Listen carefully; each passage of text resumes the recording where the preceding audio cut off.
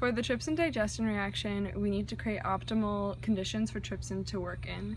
Trypsin is an enzyme in your body, if you don't already know that digests peptides. The optimal pH for trypsin to work at is 7.6, so we are going to first add 100 microliters of this buffer to our Eppendorf tube that we are performing our reaction in.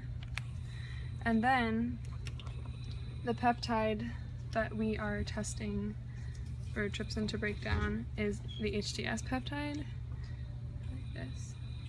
And we'll be adding 10 microliters of this to the 100 microliters of buffer.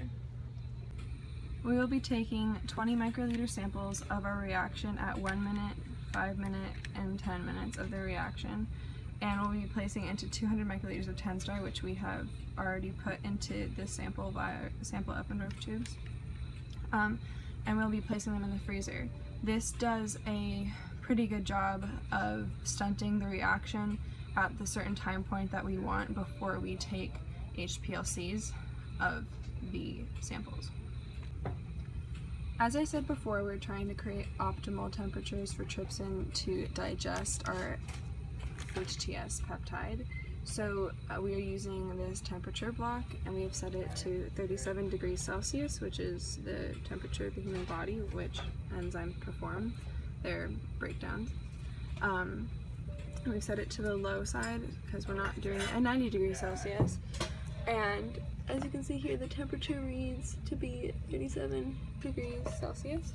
So I will put our beginning reaction mixture into the 37 degrees Celsius environment and wait for it to reach 37 degrees Celsius before placing the trypsin in to actually start the reaction. This is our trypsin solution. It holds a ratio of 0.5 milligrams into 1 milliliter of 2 millimolar HCl.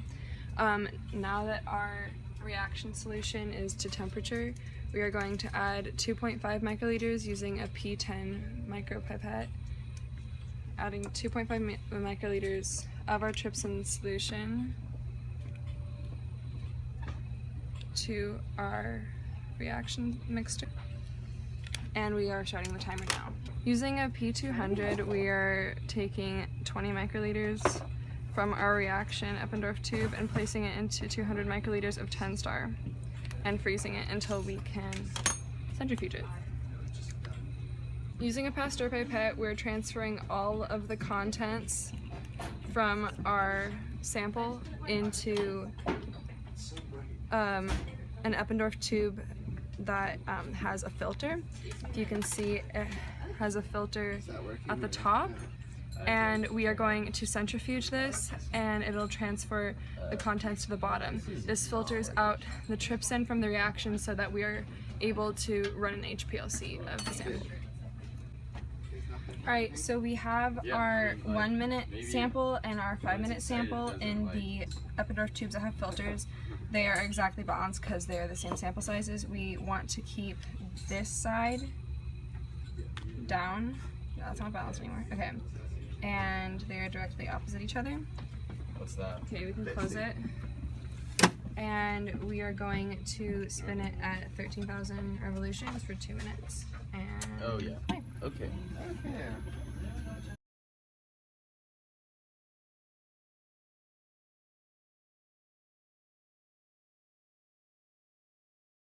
There you go. So this is the HPLC for the trypsin digestion reaction. We have just taken a 40 microliter sample from the trypsin 1 minute that we just centrifuged.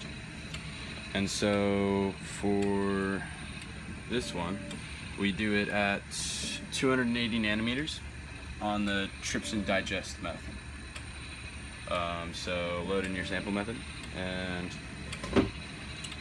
here we go.